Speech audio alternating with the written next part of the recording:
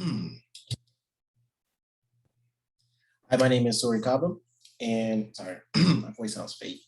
Anyways, hi, my name is Sori Kaba, and I am a ideation and validation intern with Draft Studios. And what we basically do is try to validate whether or not startups are a good or viable is whether a startup is good and viable enough for Plainside Capitals to do investments inside of to invest money inside of.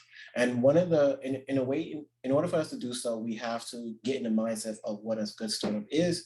And as part of our project, we are then building our own type of startup, in generally speaking, so we can understand, how to properly evaluate startups. So for this project in particular, we were tasked with coming up with problem statements and problems to see if we can whether these problems or these solutions are valid, and it will be something that the market or our consumers would actually want to participate in. And one of the problems I came up with was that the fact that, resumes and the application process for applying to jobs is truly outdated. It's repetitive, and it's just not as effective as it could be for people. And I see that, my target market is young professionals like yourself. And I just wanted to ask you a couple of questions to see if, you'll be down for the idea, or maybe my idea isn't as valid as I believe it is. Would you like to first introduce yourself? Hi, my name is Sharissa Richards. Okay, we'll start with something very simple. Are you currently working? Yes, What do you do? I am a usher at the band center with Live Nation. Okay. Um, we'll keep it even simpler. Did you use a resume to apply for the job? I did. Okay, fair enough. A lot of times when people are talking about resumes and jobs and things like that, they tend to focus a lot on academics and stuff like that. Has that been the case for you when applying to jobs? For this particular job, no. Okay. I want to ask, have you been to a university? University, technically no. Okay, fair enough. And at this point in your life, how many jobs have you worked up until this point? Going back to my first one.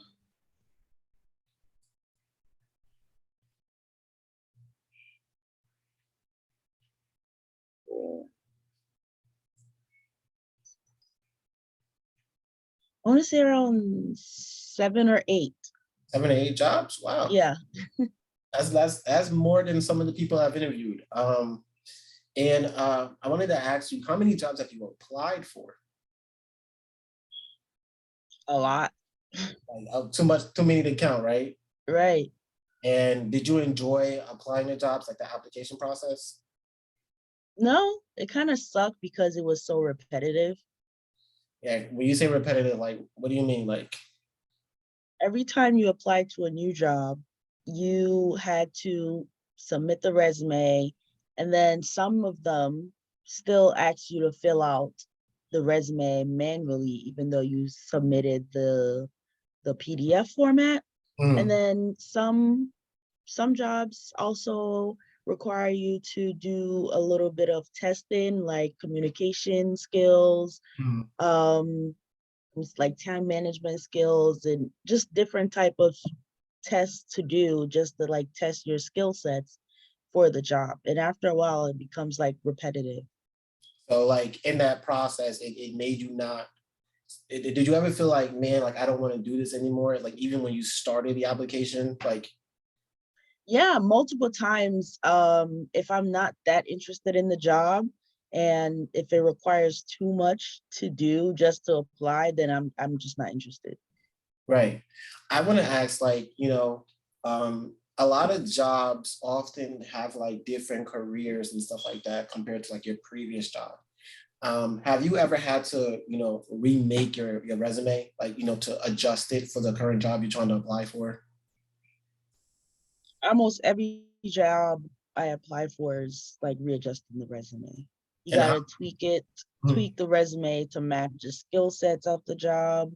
And then if they require a cover letter, got to tweak the cover letter as well. It's just a lot. Right.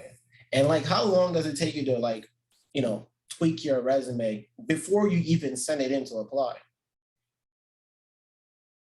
Me personally, it takes a few weeks because first you have to figure out where you want to apply.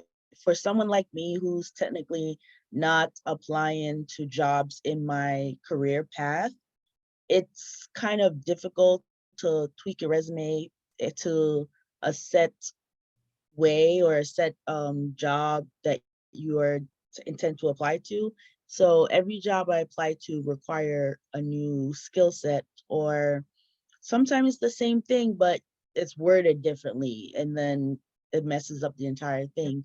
So it takes a little longer for me to do it because I have to word everything perfectly so that it could go with almost any job that I'm looking for in the moment. So I have to figure out what jobs I want to do and what they have in common, and just write down the skill sets that are most in common to apply them to everyone that I apply to.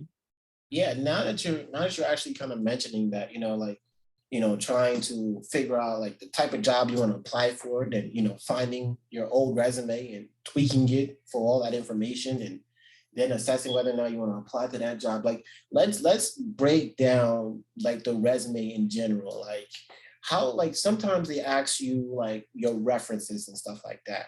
Is it hard for you at times to try to like locate a decent reference from a previous job, that may properly represent you for this new job? That is actually the easiest part of resumes for me because wherever I work, I usually try to build decent relationships, and whenever I'm leaving, I always try to leave on good terms.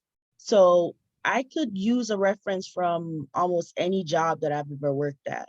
Okay. But obviously, I have my select ones that I just prefer. Okay. All right. Also, I wanted to ask you like another part of your resume that a lot of people don't even understand or people don't know is that, before I even get there, have you ever been to like in a position where, you try to apply for a job and let's say you're relatively new to the job market, and they're asking you to have like 7 years of experience, and you're like, Yeah. just to get an entry level job, but you're like, how do I display my experience when I haven't had, a 9 to 5 job? Have you ever been in that position before? Yeah, almost every time I apply to new jobs, I try to apply my new skills to get closer to where I want to be.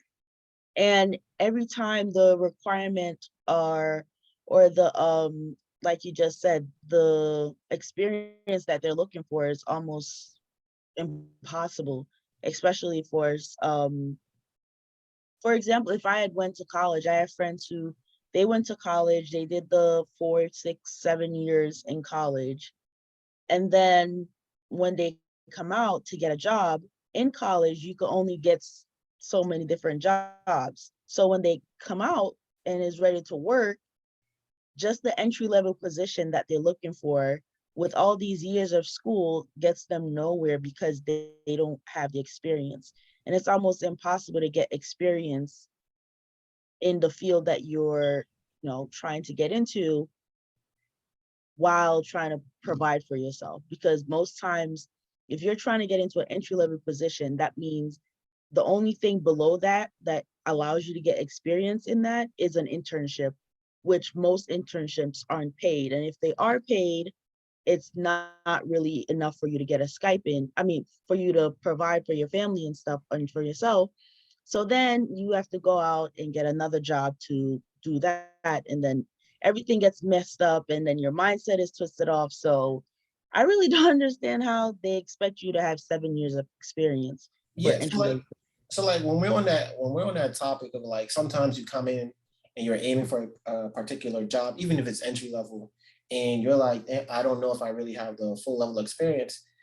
Um, would it, like, for example, like, did you know like some of the classes you may have taken in school could be considered like experience in a general sense? I did not. Right. So like, put in some of those, those courses that you took, maybe they're hands-on, maybe they take you into the field, or at least they teach you the structures of what you're going to be doing in that career field. Like for example, we'll use engineering for example, right? Let's say you go into an engineering school and you're taking a bunch of engineering courses like coding classes or mechanical stuff, right? And you go to apply for a job, but you say you have to be in school full time if you want to get good grades, right? And they ask you like, do you have 7 years of experience? And you're like, no, but I do have the classes that taught me the things I need to know to do what you're asking me to do, you know? And a lot of people don't know that, you can put that on your resume.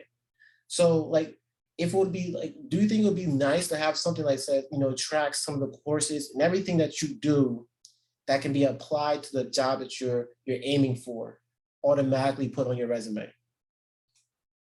Yeah, I feel like that would be beneficial. Plus, to save you less thinking time to Exactly. figure out all the classes you already took. Exactly. And another thing I wanted to ask you, like earlier we were talking about like the repetitiveness. Like sometimes it just feels like, why did I even submit my resume to begin with to you if I'm just gonna have to go in and type the same information that's already in my resume that I sent to you? It's like, and it just makes you feel, it's just like daunting at times. Like, why am I doing this? Would you love if it was something that just automatically fills it in for you? Like Yeah. if you had your resume and there's like a system that just says, you know what, I recognize this question. She's already answered this on here. Input, input, input, input. And it just gets you to where you need to be without you having to answer the same thing. Yeah. Yeah, it would be very beneficial. Right. Um, Also like on a resume or a cover letter in a general, or like when we were talking about like you work what 7 jobs, right? And Yeah. in those 7 jobs, sometimes you have to kind of like finesse them, right? Let's say you worked at like let's say you worked at Starbucks, a Macy's, and a couple other places, but now you wanna do acting, right? And it's like where in there is like acting experience, or like, you might have to shuffle things around and reword things, right? Or you have to keep track of all your jobs at all times if you want to apply to somewhere new. Like, wouldn't you like a system that just says, oh, you're applying for an acting job? We'll reach into all your history, pull out everything that you need, create the resume for you, and send it in for you. Well, technically, acting resumes are completely different from that resume, but I get what you're saying. But yeah. Mm. Right. So like you don't have to keep track of like, because sometimes it's hard to remember exactly what you did at another job. Like I know I've been through that experience where it's like, dang, like oh man, I used to work here, but like what exactly did I do? And things like that along the line, and then try to fit it all in there. I mean, I remember one time I was helping you with your resume and it was like, what should I put first? What should I put second? If it was just like, oh, you're applying for, we're not gonna use acting because acting have different resume. But let's say you were applying for like an investment job or something, and you have some a little bit of investment experience. What if it was like that you had this system that just says, oh, you're applying for investment jobs? I'm gonna take this, put this here, put this here, put this here, and boom, you review it. Oh, you like it? I'm gonna look at your school, what you did at school. I'm gonna put that on your CV, create a CV for you, and right here, boom, it's done. And it's like it takes no longer than what, a minute. Yeah. Yeah. So and then like, one of the last features I was trying to, I thought would be pretty cool was what if this system was able to kind of like, if you allow it to kind of follow you through your career path in a general sense. Like let's say, because a lot of times on the other side, we are one side when we're applying to a job, but there's the other side when they have to, validate people in a general sense. Like, did she really work at where she says she worked at? Mhm. She says that this person is a reference, but did that person really work with her? Because we know sometimes you put references on that never work with you. They're family members or distant family members or friends of a friend who are, they'll call. But as an employer, how do you know that person truly worked there? You don't, That's right? true. Mm-hmm. So like, what if there was a way that, you can attach it to jobs, and a job says, the day you get hired, it automatically updates on your resume. Say Sharissa got hired on June 7th at 12 p.m. And it says verified by manager. Manager's name and information pulls up right there, right? Right. And then they say the day you quit or the day you leave, it says Sharissa's ended job, automatically gets updated, verified by employer, you know?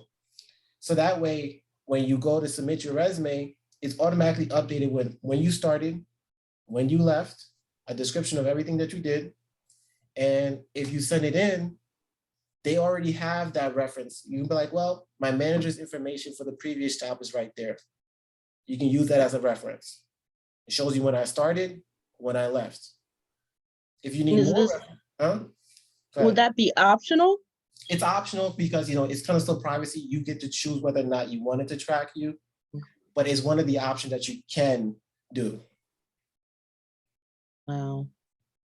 So also, one last thing, what I thought was, like a lot of times when we're trying to explain why we're a best fit for a job, we don't put, because we have to keep it like one page, you know what I mean? Try to put Mm-hmm. all your life experience in one page, you know what I'm saying? And use 3 to 4 sentences to explain everything you did in the last 5 years at a job, right?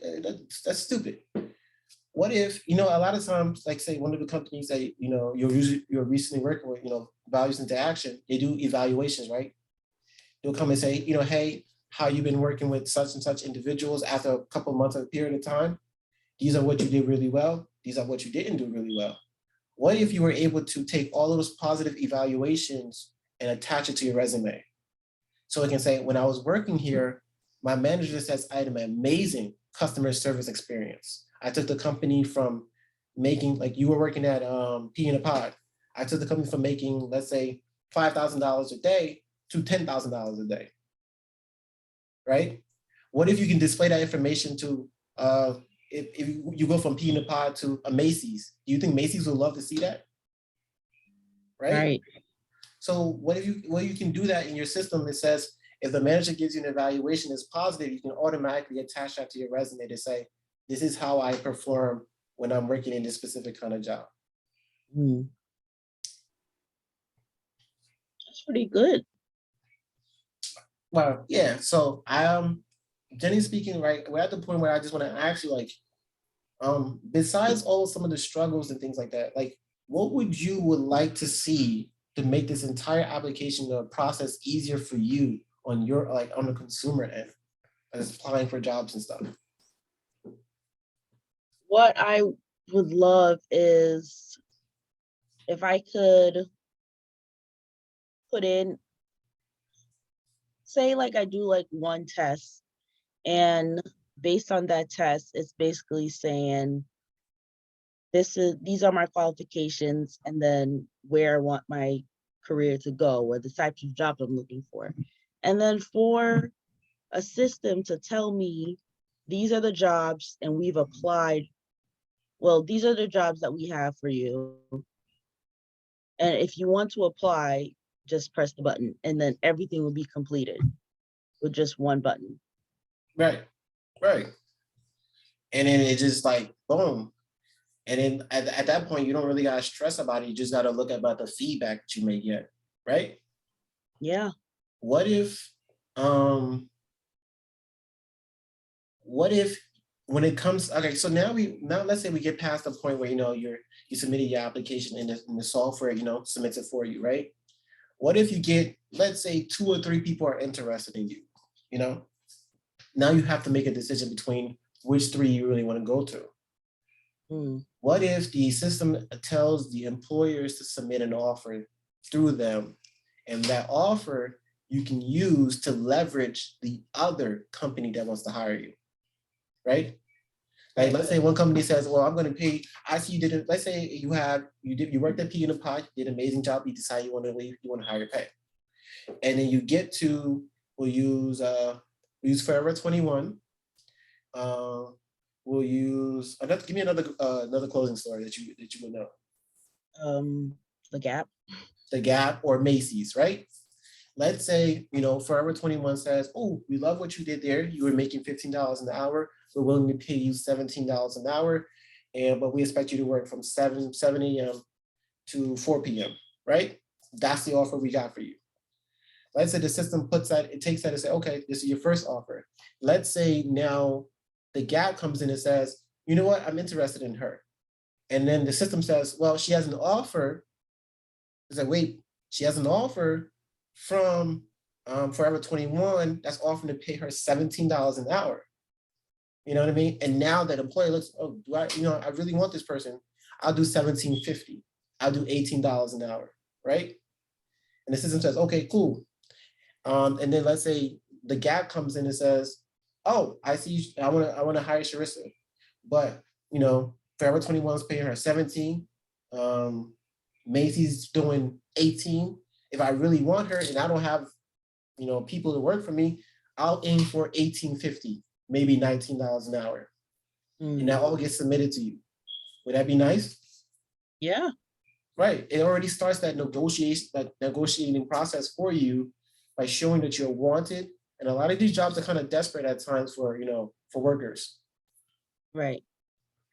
Yeah. So, I mean, those are some of the ideas that that I was coming across, but because I've been through that process. We all been through that process of let's apply for jobs. Let me look through my Google Drive and find my resume. Where is it at again?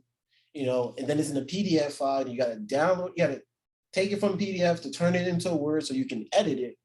Then once it's edited, you got to re-download it as a PDF. Save it in specific name because you don't want to save it as resume because resume is already there.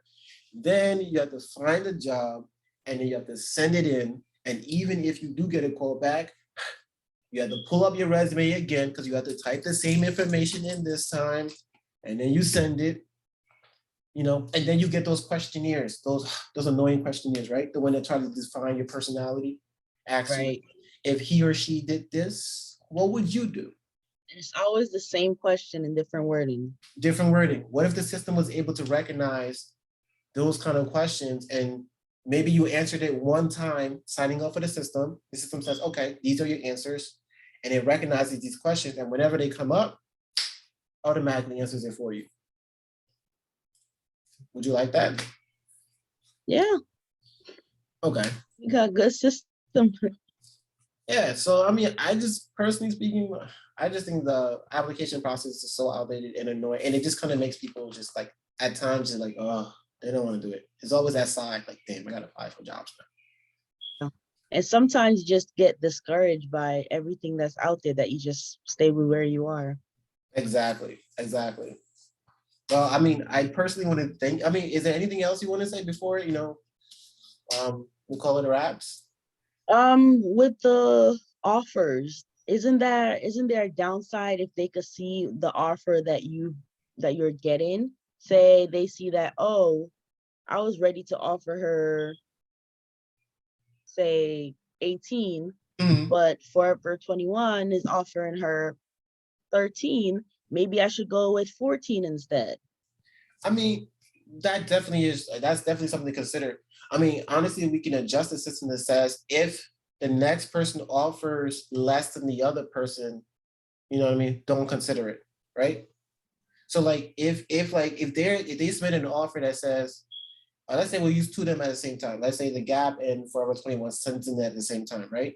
Mm-hmm. And let's say, the system says, oh, the Gap is offering $15 an hour, but Forever 21 is offering 18. It's going to send a message to the Gap to say, well, Forever 21 offered her 18. They're going to send it to the one that's offering you the least to as a way to push them to show you that there's someone else who's offering you higher. Instead of just showing like, oh, she's being offered 13, let me lower my bid. It's not going to show the person who's offering the highest 18. They'll just say, oh, she has other offers from other people. Okay.